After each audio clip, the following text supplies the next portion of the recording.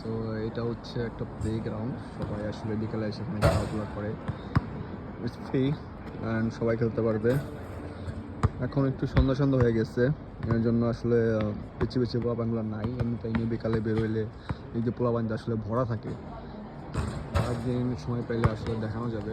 আর এই হচ্ছে আমার বাসা, এই যে the red one in the meadow, এটা হচ্ছে বাসা, এটা তিনতলায় আমি থাকি। অ্যান্ড রাইট সাইড দ্যাট এটা হচ্ছে একটা মসজিদ। আমস্টারডামে আসলে মসজিদ খুবই কম, বাট মেবি আমার লাক ভালো, একদম বাসার পাশেই মসজিদ। সো ইয়া, বাসার পাশে মসজিদ এবং বাসার সামনে এরকম বিরাট বড় একটা play ground, which is really great. চাইলে আসলে এখানে বসে একটু টাইম স্পেন্ড করা যায় বিকালবেলা বের হইলে। অ্যান্ড এখানে যদি একটু দেখাই, এখানে একটা ছোট্ট প্লে গ্রাউন্ড আছে বাচ্চাদের জন্য।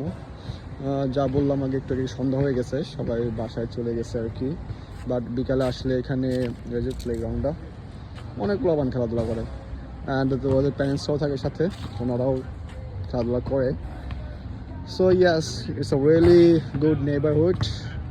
অনেক সুন্দর সুন্দর বাসা, মানে একদম আমি হচ্ছে ডি পাইপে, আমস্টারডামের মাঝখানেই বলা চলে আর কি।